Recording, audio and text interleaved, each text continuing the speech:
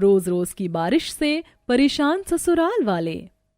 ये ले तेरे 2 हफ्ते की तनख्वाह और यहाँ अंगूठा लगा दे। मालिक, ये तो आधी ही तनख्वाह है। हाँ, क्योंकि मैंने तेरी आधी तनख्वाह काट ली। लेकिन क्यों मालिक, मैं तो छुट्टी पर भी नहीं था, तो आपने मेरे पैसे क्यों काटे? क्योंकि इन 2 हफ्ते में तू पूरे 6 बार लेट था। मालिक, मैंने आपको बताया था ना कि मैं जहां रहता हूं वहां बारिश का पानी कितना ज्यादा भर जाता है, इसलिए आने में देरी हो रही थी। पर मैंने अपना काम पूरा किया है, बल्कि मैं तो सभी मजदूरों के जाने के बाद भी रुककर अपना काम खत्म करता था। उसके लिए हमने तुझे नहीं बोला। अब देरी से आया है तो तनख्वाह कटेगी। अब जल्दी से यहाँ अंगूठा लगा और बाकी मजदूरों को भी तनख्वाह लेने दे। लेकिन मालिक, ये तो गलत है। मेरी तनख्वाह से ही मैं अपने परिवार का पेट भरता हूँ। अगर आप इस तरह मेरे पैसे काटेंगे तो मैं उन्हें क्या खिलाऊंगा? एक बात समझ में नहीं आती क्या? क्या कहा मैंने? पैसे पकड़ और अंगूठा लगा। और अब ज्यादा बहस की तो कल से काम पर आने की भी जरूरत नहीं है। और अगर अब से तू देरी से आया तो नौकरी से हावी हाथ धो बैठेगा, समझा?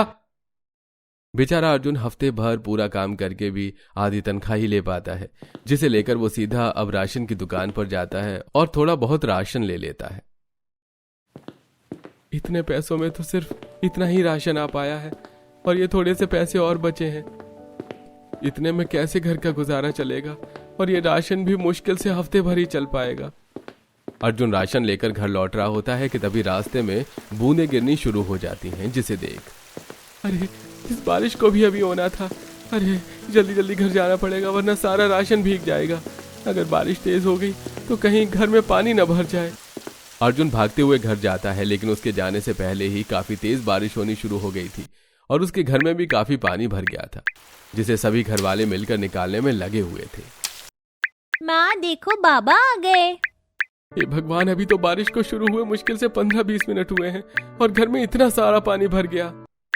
अरे बेटा, क्या करें, आधे से ज्यादा पानी तो टपकती छत से आता है और बचा कुचा गली मोहल्ले से। रुचि, ये राशन सूखी जगह पर रख दो, मैं भी पानी बाहर निकालता हूँ। पूरा परिवार पानी बाहर निकालने में लग जाता है। थोड़ी देर में जैसी बारिश बंद होती है तब पूरा पानी घर से बाहर निकल जाता है और अब सुधा भी पूरे घर को अच्छे से सुखा देती है। घर सूखने के बाद सुधा जैसी राशन का थैला देखती है तो राशन आधे से ज्यादा भीग चुका होता है। ये भगवान, राशन भी भीग गया, अब क्या खाएंगे हम? भाभी, मैंने तो राशन सूखी जगह पर रखा था, तो ये भीग कैसे गया? क्योंकि आखिरकार परेशानी भगवान ने चुन चुनकर सिर्फ हम गरीबों की किस्मत में ही लिखी है। थोड़ा बहुत ही राशन खाने लायक बचा है, ये भी पता नहीं कितने दिन ही चला पाऊंगी मैं। सुधा सूखा आटा और दाल मसाले निकाल कर एक अलग डिब्बे में रख देती है, तो वहीं भीगे चावलों को दोबारा से धोकर पकाती है। ज्यादा देर पानी में भीगने की वजह से चावल हद से ज्यादा गीले हो गए थे, तो वहीं राशन बचाने के चक्कर में सुधा दाल भी पानी से पतली बनाती है। दिन रात मेहनत करता हूँ कि अपने परिवार को 2 वक्त का अच्छा खाना खिला पाऊं, लेकिन इतनी मेहनत करने के बावजूद भी नसीब में यही खाने को आता है। भैया, अब आप परेशान मत हो, मैं भी आजकल काम देख रही हूँ, जल्दी काम मिल जाएगा। ये बारिश हम गरीबों के लिए सिर्फ मुसीबत तो दर्द लाता है। न जाने क्यों बारिश का मौसम आता है। गर्मी और सर्दी में तो जैसे तैसे हम गुजारा कर लेते हैं, लेकिन इस बारिश में तो रातों की नींद उड़ जाती है। अमीर लोगों के लिए बारिश खुशियों का मौसम होता है, तो वहीं गरीब लोगों के लिए ये किसी दुख से कम नहीं होता। जहां बारिश में अमीर लोग भीगते हैं, गर्मा गर्म चाय पकौड़े खाते हैं, बारिश के नज़ारे देखते हैं, तो वहीं गरीब का तो सारा समय अपनी झोपड़पट्टियों में घुसे बारिश के पानी को बाहर निकालने में ही लग जाता है। सुबह से बारिश हो रही है, ये तो रुकने का नाम ही नहीं ले रही। अब कैसे जाऊं मैं काम पर? मालिक ने पहले ही कहा था कि अगर देरी हुई तो काम से निकाल देंगे। उन्हें क्या हम गरीबों का दुख नहीं दिखता? क्या इतनी तेज बारिश में कोई कैसे घर से बाहर निकले? और तो और गली में भी कितना पानी भर गया है। इन अमीरों के पास तो पैसे भर भर कर होते हैं, लेकिन इंसानियत रत्ती भर भी नहीं। सुधा, अगर घर में कोई पन्नी रखी है तो ले आओ, उसे ही ओढ़ कर जाता हूँ। अर्जुन सिर पर पन्नी ओढ़कर फैक्ट्री के लिए निकल जाता है। थोड़ी देर में अर्जुन जैसे ही फैक्ट्री पहुंचता है, कल तुझे समझाया था ना कि अब से तू देर से नहीं आना चाहिए, और आज ही तू देर से आया है। मालिक, आप तो देख रहे हैं कि बाहर कितनी तेज बारिश हो रही है। बड़ी मुश्किल से आया हूं मैं, लेकिन आप फिक्र मत करिए, मैं देर से रुककर सारा काम खत्म कर दूंगा। तो क्या कहीं का वीआईपी है जो तेरे लिए एक फैक्ट्री में रात में खोल के रखूंगा? अब तुझे रोज रोज बारिश में भीग कर आने की कोई जरूरत नहीं है। मैंने तुझे काम से निकाल दिया है, अब तू अपने घर में आराम करना। नहीं मालिक, ऐसा मत करिए। अरे मेरी बीवी बच्चे माँ बाप भूखे मर जाएंगे। भगवान के लिए मुझ पर रहम करिए। कल से मैं बिल्कुल भी देरी से नहीं आऊंगा। मुझे काम से मत निकालिए। संदीप अर्जुन की एक नहीं सुनता और उसे काम से निकाल देता है। तो वहीं लगातार बारिश की वजह से एक बार फिर दोबारा घर में पानी भर जाता है। सारे बर्तन पानी में इधर उधर तैरने लगते हैं और कुछ बर्तन तो घर से बाहर निकल जाते हैं। तो वहीं घर में बचा हुआ राशन भी पूरी तरह से गीला हो चुका था। सारा राशन भीग कर खराब हो गया, बर्तन तो पानी में ही बह गए और तो और बिस्तर भी गीला हो गया। बहू रो मत, इस तरह रोएगी तो कैसे चलेगा। निर्मला सुधा को समझा ही रही होती है कि तभी रुचि की नजर पानी पर जाती है, जहां वो देखती है कि घर में पानी भर जाने की वजह से अब घर के बाहर कुछ कीड़े मकोड़े पानी में तैरते हुए घर के अंदर आ रहे हैं। माँ भाभी वो देखो, कीड़े मकोड़े, ये तो काफी खतरनाक लग रहे हैं, कहीं काट ना ले। अरे बहू, जल्दी से दोनों बच्चों को यहाँ ऊपर ड्रम पर चढ़ा दे। सुधा जल्दी से अपने दोनों बच्चों को ड्रम पर चढ़ा देती है। तो वहीं घर के बाकी लोग भी खाट और संदूक पर चढ़कर बैठ जाते हैं। कुछ देर बाद जब बारिश रुकती है तो धीरे धीरे पानी कम होने लगता है। तो वहीं रुचि और सुधा बाहर गरीब मोहल्ले से अपने बर्तन ढूंढ कर लाते हैं। तो वहीं अखिलेश और निर्मला घर को सुखाने में लगे होते हैं। रोज रोज घंटों तक बारिश के पानी में रहने की वजह से सुधा के दोनों बच्चों की तबीयत काफी खराब हो जाती है। माँ जी देखिए ना, बच्चों का बदन कितनी तेज तप रहा है। आपके पास कुछ पैसे हैं क्या, जो मैं मेडिकल से दवाई ले आऊंगी? जेब में सिर्फ 60 रुपए पड़े हैं, इनके अलावा मेरे पास एक भी फूटी कौड़ी नहीं है। भैया मेरे पास 50 रुपए हैं। वो उस दिन पड़ोस वाली काकी के घर जाकर गेहूं साफ करवाए थे ना, तो उन्होंने दिए थे। अब मुझे पैसे दे दीजिए, मैं मेडिकल से जाकर बच्चों को दवाई ले आती हूँ। रुचि पास के मेडिकल पर जाकर दोनों बच्चों की दवाई लेती है, लेकिन पैसों की कमी के चलते मेडिकल वाला दवाई देने से मना कर देता है। मैडम, जब दवाई के 150 रुपए हुए हैं तो मैं आपको 110 में कैसे दे दूं? आप जाइए यहाँ से, मेरा समय बर्बाद मत करिए। भाई साहब भगवान के लिए रहम करिए, ये दवाई मैं बच्चों के लिए ले जा रही हूँ। मेरे पास इतने ही पैसे हैं, जैसे ही मेरे पास पैसे आएंगे तो मैं आपको दे दूंगी। अगर इसी तरह लोगों पर रहम करता रहा ना तो एक दिन कटोरा लेकर मंदिर के बाहर बैठना पड़ेगा। जाओ यहाँ से, और जब पैसे हो तभी आना। सिर्फ 40 रुपए की कमी की वजह से मेडिकल वाला रुचि को दवाई देने से मना कर देता है। सही कहा है किसी ने, ये कलयुग है। यहाँ कोई किसी का सगा नहीं, सब पैसे के भूखे हैं। अपने बच्चों की तबीयत खराब के चलते अब सुधा घर में ही काढ़ा बनाती है और अपने बच्चों को पिलाती है। तो वहीं निर्मला रात भर दोनों बच्चों के हाथ पैरों की मालिश करती है, जिससे सुबह तक उनकी तबीयत में थोड़ा सुधार आता है। रोज रोज की बारिश की वजह से बाहर कपड़े सुखाना भी दुश्वार हो गया था। गीले कपड़ों की गंदी बदबू की वजह से घर में सभी काफी परेशान थे। अरे जब बाहर बारिश हो रही है तो क्यों कपड़े धो रहे हो तुम लोग? इन गीले कपड़ों की बदबू की वजह से मैं तो ठीक से सो भी नहीं पा रहा हूँ। इसमें हमारी क्या गलती है? सुबह मौसम साफ था इसलिए तो हमने कपड़े धोए थे। हमें क्या पता था कि शाम होते होते मौसम इतना खराब हो जाएगा। राशन की कमी और पैसों के न होने की वजह से कभी इस परिवार को इस रोज रोज बारिश के साथ भूखा सोना पड़ता, तो कभी गीले चावल या बासी रोटी खाकर गुजारा करना पड़ता। भगवान भी कैसे कैसे दुख दिखाता है ना जी। अमीर लोग जो खाने का अनादर करते हैं, हर रोज खाने की कितनी बर्बादी करते हैं, लेकिन फिर भी कभी उनके घर में राशन में कमी नहीं आती। और हम जैसे गरीब लोग जो खाने को पूजते हैं, सम्मान करते हैं, एक दाना भी बर्बाद नहीं होने देते, उनके घर में भगवान कभी राशन देता ही नहीं है। बाहर से पकौड़े की कितनी अच्छी खुशबू आ रही है। मेरा भी पकौड़े खाने का मन कर रहा है माँ। पकौड़े खाए हुए कितने महीने हो गए, मुझे तो याद भी नहीं है कि आपने पकौड़े बनाए कब थे। जहाँ एक तरफ रोज रोज की बारिश से पूरा परिवार खाने के एक एक निवाले के लिए तरस रहा था, तो वहीं रोज रोज इस बारिश में कुछ अमीर लोगों के परिवार। मोना, आज तो पकौड़े काफी क्रिस्पी बनाए हैं तुमने, मजा आ गया खाकर, और साथ में ये चटनी भी काफी बढ़िया बनी है। अरे जब तक बारिश के मौसम में गर्मा गर्म चाय पकौड़े ना हो तब तक बारिश के मौसम का मजा ही कहाँ है। मैं तो सोच रही हूँ आज तुम लोगों के मनपसंद कटलेट बनाओ, रात के खाने में मजा आएगा। एक तरफ जहाँ इस बारिश के मौसम में अमीर लोग एंजॉय कर रहे थे, तो वहीं दूसरी तरफ मुझे बहुत जोरों की नींद आ रही है, मुझे सोना है। बेटा बस थोड़ी देर रुक जाओ। शाम को ही छत पर तिरपाल बांधा था, लेकिन फिर भी पता नहीं क्यों ये छत टपक रही है। अरे रोज रोज के बारिश के कहर में तो सोना, जागना, उठना, बैठना, खाना सब कुछ दुश्वार हो गया है। जहाँ एक तरफ ये गरीब परिवार इस बारिश के कहर से जूझ रहा था, तो वहीं अमीर परिवार। तुझे पता है कि बारिश का मौसम मुझे कितना पसंद है। मैं तो चाहती हूँ कि साल के 12 महीने बस बारिश ही होती रहे। मुझे भी बारिश का मौसम बहुत पसंद है, लेकिन कुछ कमी सी लग रही है ना। चलकर मोमोज खाते हैं इस बारिश के मौसम में। जब तक मैं मोमोज न खाऊं मेरा तो दिन ही नहीं बनता। अर्जुन की जब से नौकरी छूटी थी तब से घर के हालात और ज्यादा बदतर हो चुके थे। अर्जुन की कहीं पर भी नौकरी नहीं लग रही थी, तो वहीं रोज रोज अपने परिवार को भूख से परेशान होता देख सुधा खुद ही नौकरी ढूंढने के लिए चली जाती है। काफी देर तक अलग अलग जगह पर काम करने पर भी सुधा को कहीं काम नहीं मिलता।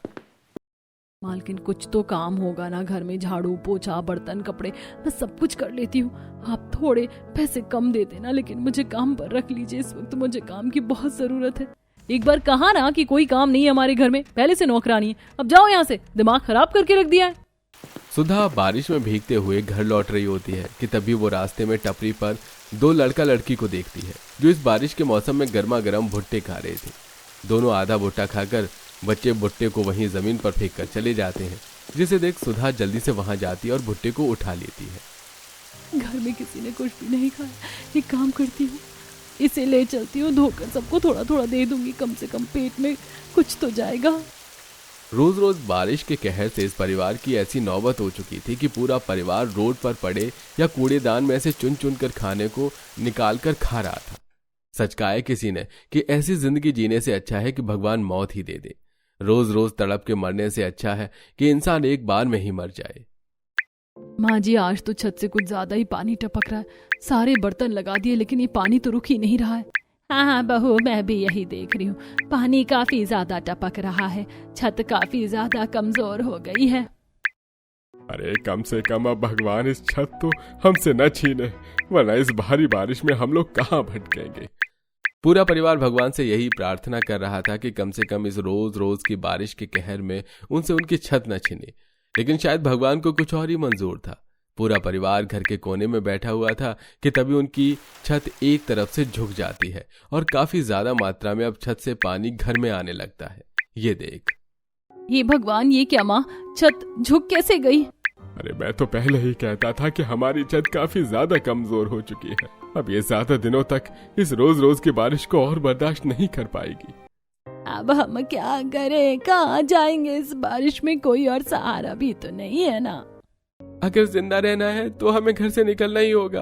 पता नहीं ये कब गिरकर टूट जाए। पूरा परिवार जल्दी से घर से बाहर निकलता है और देखते ही देखते कुछ ही मिनट में उनकी छत पूरी तरह से टूट जाती है। भैया, अब कहाँ जाएं हम? कोई भी जगह नहीं है। अब जो दुख दे रहा है वही इसे झेलने की हिम्मत भी देगा। पूरा परिवार अब इस तेज बारिश में आगे बढ़ता है। तभी बारिश और भी ज्यादा तेज होने लगती है और सड़कों पर पानी भर जाता है। अरे पानी का स्तर तो बढ़ता ही जा रहा है, हमें कहीं रुक जाना चाहिए। इस तरह पानी से भरी सड़क पर चलना ठीक नहीं है, क्या पता कोई हादसा हो जाए। पापा जी, वहाँ सामने एक टी स्टॉल है, वहाँ चलते हैं, थोड़ी देर वहीं बैठ जाएंगे। पूरा परिवार बारिश से बचते हुए टी स्टॉल पर जाकर बैठ जाता है कि तभी टी स्टॉल पर रखे हुए रेडियो में एक अनाउंसमेंट होती है। सभी शहरवासियों से निवेदन है कि 2 दिन तक अपने घरों में ही रहें। मौसम विभाग से खबर आई है कि इन 2 दिनों में काफी तेज बारिश होने वाली है। बारिश रुकने तक सभी अपने घरों में सुरक्षित रहें। यह खबर सुनकर पूरा परिवार काफी ज्यादा डर जाता है। अरे भगवान ने भी कितनी अच्छी लीला खेली है हम लोगों के साथ। छत भी तब छीनी जब सिर पर खतरा मंडरा रहा। लगता है अब वक्त आ गया है हमारा। हम लोग इस तरह हार नहीं मान सकते। सड़क पर पानी भरता ही जा रहा है। हमें सबसे पहले किसी ऐसी जगह पर जाना होगा जो थोड़ी ऊंचाई पर हो, ताकि हम इस बारिश से बच सके। भाभी, मुझे एक जगह पता है, यहाँ से थोड़ी दूर पर एक जगह है, हम वहाँ जा सकते हैं। अब पूरा परिवार एक दूसरे का हाथ पकड़े इस भारी बारिश में आगे बढ़ता है और थोड़ी देर तक एक ऊंची सी जगह पर जाकर पहुंच जाता है। सभी पेड़ के सहारे बैठे होते हैं कि तभी अर्जुन की नजर एक गाड़ी पर जाती है जो एक गड्ढे के अंदर फंसी हुई थी। सड़क पर पानी भरने की वजह से अब धीरे धीरे गाड़ी पानी के अंदर डूब रही थी। अरे वो देखो, वो गाड़ी डूबी हुई है। कहीं कोई उसके अंदर फंसा तो नहीं है? अगर कोई फंसा होता तो चिल्लाने की आवाज जरूर आती। अरे इतनी तेज बारिश हो रही है और हम सब लोग दूर भी तो हैं। मुझे तो लग रहा है कि उसके अंदर कोई फंसा हुआ है। चलो, हमें चलकर मदद करनी चाहिए। अर्जुन सुधा और अपनी बहन के साथ जल्दी से उस गाड़ी के पास जाता है और शीशे से देखता है कि अंदर एक औरत और आदमी फंसे हुए हैं। आसपास देखने पर अर्जुन को एक पत्थर मिलता है जिससे वो सबसे पहले गाड़ी का शीशा तोड़ते हैं और जल्दी से उन दोनों पति पत्नी को बाहर निकालते हैं। आप लोगों का बहुत बहुत शुक्रिया हमें बचाने के लिए। मौसम इतना ज्यादा खराब है तो आप लोग घर से बाहर क्यों निकले? आप लोगों ने न्यूज़ नहीं देखी थी क्या? हम तो एक पार्टी के लिए गए थे, लेकिन घर लौटते समय हमने न्यूज़ सुनी। शॉर्टकट लेने के चक्कर में हम इस गड्ढे वाले रोड पर आ गए और हमारी गाड़ी गड्ढे में जा फंसी। हमें नहीं पता था ये गड्ढा इतना गहरा है। अगर आप लोग नहीं आते तो शायद आज हमारा आखिरी दिन होता। लेकिन इतनी भारी बारिश में आप लोग यहाँ इस तरह क्या करें? आपको भी घर जाना चाहिए। अनीता के पूछने पर सुधा उनको बताती है क्या उनका कोई घर नहीं है, किस तरह इस रोज रोज की बारिश के कहर में उनका घर उनसे छिन गया। ये जानकर अनीता और सुभाष को काफी बुरा लगता है। भगवान भी सारे दुख सिर्फ गरीबों पर ही ढाता है। आप लोगों ने हमारी जान बचाई है, इस तरह हम आपको इस बारिश में अकेला नहीं छोड़ सकते। आप लोग हमारे साथ चलिए, हमारा घर यहाँ से ज्यादा दूर नहीं है। हाँ, ये सही कह रहे हैं। इस तरह बारिश में बाहर रहने से अच्छा है कि आप लोग हमारे साथ चलिए। लेकिन आप लोग इस तरह हम अनजान लोगों को अपने घर ले जा रहे हैं। किसने कहा कि आप लोग अनजान हैं? इस कलयुग के समय में आप लोगों ने अपनी परवाह ना करते हुए हमारी जान बचाई। अब हमारा भी आप लोगों के लिए कुछ फर्ज बनता है। अनीता और सुभाष उस पूरे परिवार को जल्दी से अपने घर लेकर आते हैं। अनीता सबको बदलने के लिए कपड़े देती है तो वहीं सुभाष घर के नौकरों से कहकर सबके लिए खाना बनवाता है। इस बारिश के मौसम में हर रोज कहर से जूझने के बाद इतना अच्छा खाना देख सभी की आंखों में खुशी के आंसू होते हैं। अरे मैंने तो अच्छे खाने की आस ही छोड़ दी थी। रोज रोज गीले चावल खाकर मैंने तो उसे ही अपना नसीब मान लिया था। माँ देखो ना, पकौड़े में से कितनी अच्छी खुशबू आ रही है ना। पता नहीं हम गरीब कैसे आपका एहसान चुकाएंगे। आप अमीरों के लिए सिर्फ ये खाना है, लेकिन इसकी अहमियत हम गरीब ही जानते हैं। पूरे परिवार की आंखों में आंसू लिए इस तरह खाना खाता देख अनीता और सुभाष का मन भी भर आता है। और अब बारिश के रुकने तक सुभाष और अनीता पूरे परिवार को अपने साथ ही रखते हैं। 2 से 3 दिन के बाद जब बारिश रुककर मौसम खुलता है तो पूरा परिवार जाने के लिए तैयार हो जाता है। आप लोगों ने हमें अपने घर में रखा खाना दिया, सोने के लिए बिस्तर दिया, उसका बहुत बहुत शुक्रिया। हम आपका एहसान कभी नहीं भूलेंगे। लेकिन अब आप लोग कहाँ जाएंगे? पता नहीं, कहीं छोटी मोटी मजदूरी का काम ढूंढ लेंगे। कम से कम 2 वक्त की रोटी का गुजारा तो हो ही जाएगा। आप लोगों को इस तरह रहने की कोई जरूरत नहीं है। हमारी कपड़ों की और बच्चों के खेल खिलौने की फैक्ट्री है। हम लोग चाहते हैं कि आप लोग वहाँ पर काम करिए, हम आपको अच्छी तनख्वाह देंगे। और मेरी नजर में एक डीलर है जो काफी कम किराए में अच्छे घर दिलवाता है। मैं आपको एक घर भी दिलवा दूंगा। आप लोग वहाँ पर आराम से रहिएगा। और वहाँ का इलाका भी काफी अच्छा है, ना ही कभी छत टपकेगी और ना ही गली मोहल्ले में पानी भरेगा। और मेहनत करके तो आप लोग अपना पेट भर ही लेंगे। हम लोग कैसे आपका एहसान चुकाएं? हमें तो समझ ही नहीं आ रहा। हमारी जिंदगी में तो आप इंसानों के रूप में भगवान बनकर आए हैं। इंसान ही इंसान के काम आता है। अगर सभी इंसानों के अंदर से इंसानियत खत्म हो गई तो फिर तो ये दुनिया चल ही नहीं सकती। सुधा, अर्जुन और रुचि अनीता सुभाष की फैक्ट्री में काम करते हैं, जो उन्हें काफी अच्छी तनख्वाह मिलती है और वो लोग आराम से अपना गुजारा कर पाते हैं। और अब ना ही कभी उस गरीब परिवार की छत टपकती है और ना ही उन्हें कभी गीला खाना नसीब होता है। भले ये कलयुग का दौर हो, लेकिन कहीं ना कहीं इस कलयुग के दौर में भी अनीता और सुभाष जैसे अच्छे इंसान से किसी न किसी मोड़ पर हमारी मुलाकात हो ही जाती है, जो पैसों के लिए नहीं बल्कि प्यार के लिए जीते हैं और जिनके अंदर जरा भी लालच नहीं होता।